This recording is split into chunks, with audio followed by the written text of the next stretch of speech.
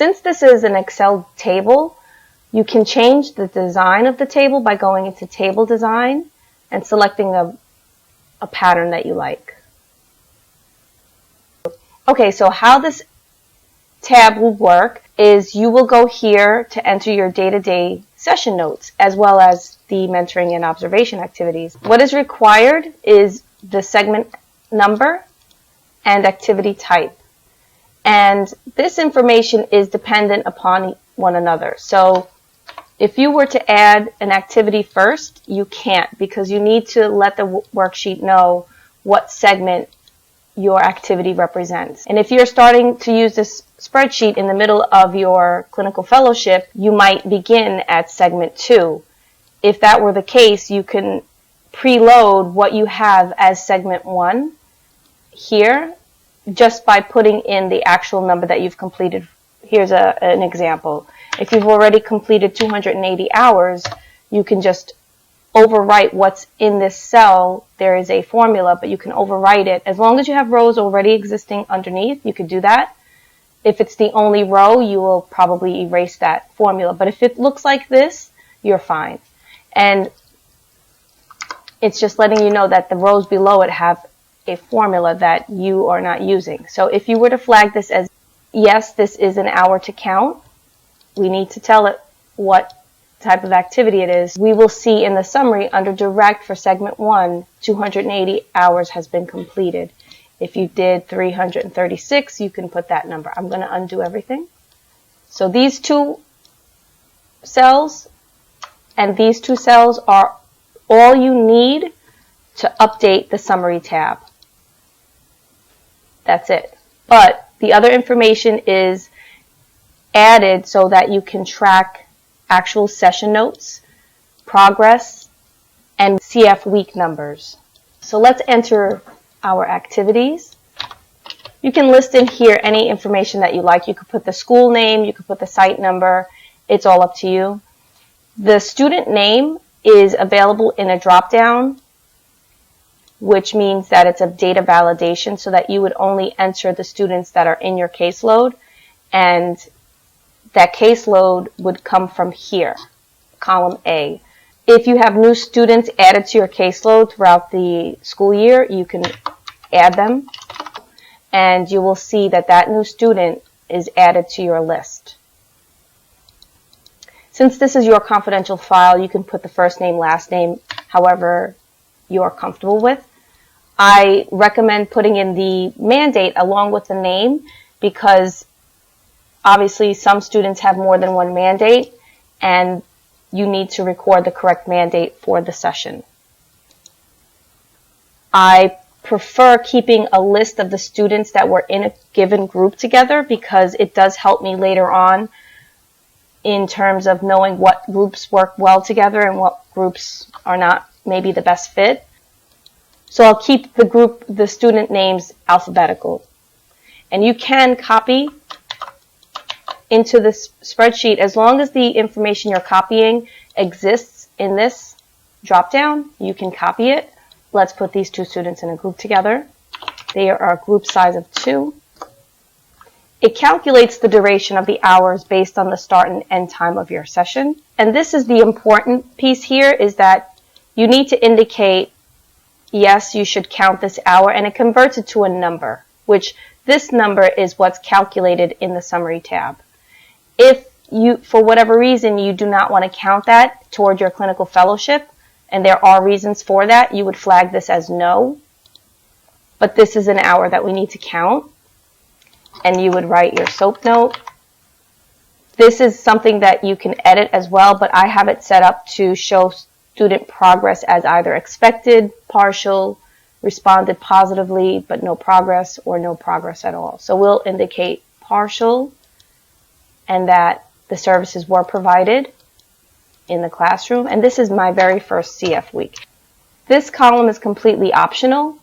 And if you want to track the actual CF weeks that you've been working, you can do so here by manually putting in the actual CF week, which can be a little bit tedious, but also provided here based on your session date, it will calculate the actual week number of the calendar year. that you've entered your session date for. So 2019 in August, this is the 33rd week of the calendar year. And this information is not necessary or required, and therefore I've made it automatically populate so you don't have to do anything. And what you can do is, since this is a group, you can copy that information down without, again, affecting the table, but it keeps your information identical. And the question is now, since this is a group, you should not count that half hour as a CF hour, because if you did that, this one group would read that you're completing 1 hour, which is not accurate. So you have to indicate no when you have more than one student. So if it's one student with this mandate, you're counting a half hour. If it's 10 students, you're still counting the half hour. So you want it to read this way. This information can be copied down just as a sample, and we'll continue to enter some more. If you wanted to jump ahead, you know you're going to enter a bunch of sessions, you can copy paste as much as you need. Here is an individual session.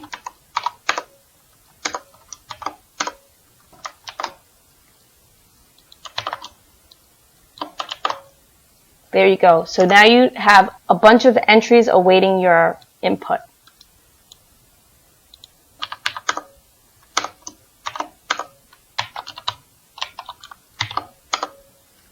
The calculation that occurs on the summary tab is accurate. You've indicated here that yes or no, you should count these hours. The segment and activity information comes from the drop-down tables, as well as the student progress and session types come from the drop-down tables. And it's linked through data validation so that when you make a selection, your selections remain consistent. Each of these are individual tables that can be modified. This is how I currently use it, but if you were to use it and you don't need some of the information that's listed here, you could delete it by highlighting the items you do not need, right-clicking, hit delete, and delete table rows. If you delete the rows that you don't need by highlighting it this way, you would delete everything that's highlighted, and you don't want to do that. Whatever information you have in here will then become available in your drop-downs here. To add an additional field in any of these given tables, go to the last cell of that table, and you know it's the last cell by the little symbol that you see here, and click Tab, and just add the new category you need. Tab. Your data entry tab now has the new progress indicator that you added, the new session type, and the new location. To remove it, we highlight the cell we do not need, delete table rows, right click on that, delete table rows, right click, delete table rows. If you do not need these fields, you certainly do not need to use them. You can leave them blank or just right click and delete them off of your table. Same thing with this, you can right click and delete it off your table, but I found that if you are familiar with pivot tables, this might be handy because you can calculate things like payroll or how many hours you've completed in a given week without having to use the filters. But the filters will work and do that just the same as a pivot table. So it might be easier to do either or. Depends on what you want to do.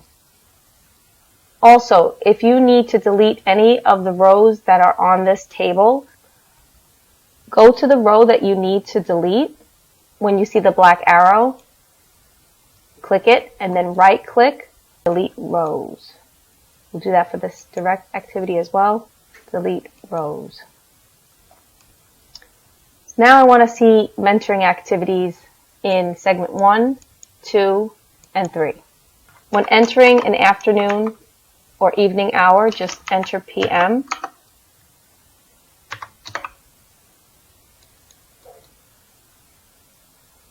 insert row above. I've entered some sample information, and now I can filter. I have 3 segments to choose from. I can filter on the segment and see that I have activities in each of the categories. In segment 1, I will see 0.5 hours for direct therapy, 0.25 and 1.5. Half hour, 0.25 and 1.5. In segment 2, 2 hours for supervision and a half hour for mentoring, 2 hours for supervision and a half hour for mentoring. In segment 3, supervision occurred twice for 3 hours total, and 0.25 for mentorship. 3 hours total and 0.25. So the information that is in the CF Data Entry tab will be updated as you enter the segment, the activity, the duration, and whether or not that should be counted. The Caseload Manager is something that might change with each and every new placement or school that you're assigned to. If you are working with these particular students here at Site 1, as you continue to use the sheet, and now let's say you're at Site 2, assuming that you've changed schools, these students are no longer at that site. So you need to take this information, remove it, and place it in a different tab and keep a history of it so that you know for your caseload 1, at this site, at this address, at this start date and end date, you had those students. You can then do the same thing where you copy just the headings and get ready to enter information for student caseload 2. And if you split 2 schools, you may have 2 first caseloads. You might want to do 1A and 1B, or whatever is easiest for you to record. Then once you've removed those students, you would enter your new students. And just because it takes forever to create the actual names, we'll use new student information as a sample. Now you'll notice that these names are here, but when you drop down, they're no longer available. But that does not affect prior entries. You will be able to keep that information as long as you don't overwrite it. You can select a student, and as a reminder, if you're entering a student that's not in the Caseload Manager tab here, it will give you an error message, but it will allow you to continue. Now that we've seen how to load new entries into the data sheet, let's take a look at a data sheet that has entries already in it as an example.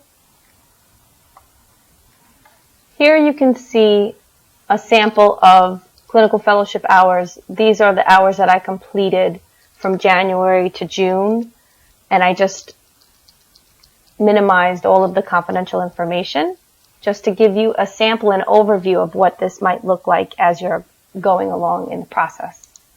So if we filtered on mentoring, you'll see the notes that I've taken, the duration of time that I spent under that activity, and all are flagged yes. So 2.5 hours here, half hour there, 6.0 hours for mentoring, 6.0 hours for mentoring. I can certainly add on more to that, but the minimum requirement is satisfied. Taking a look at supervision,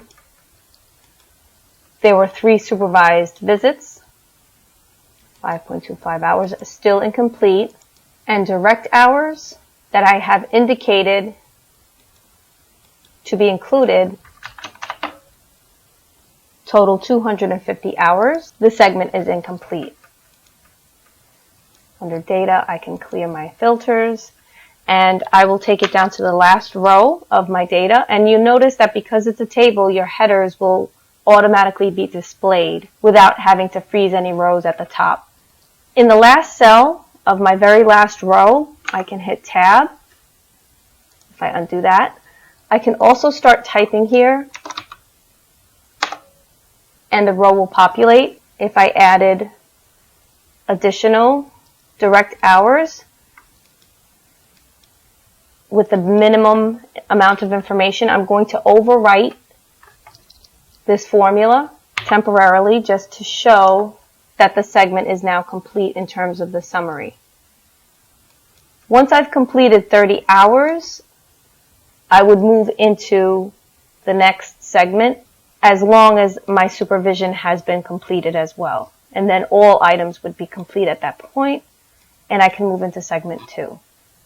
Your Caseload Manager is going to be live for whatever it is that you're doing in the data entry tab. So you may need to continue to change it, which is fine. Just copy and paste the information into a new tab. You can add information here if you want. What I like to do is I like to list my caseloads horizontally so that I can have the site 1 and then the list of students.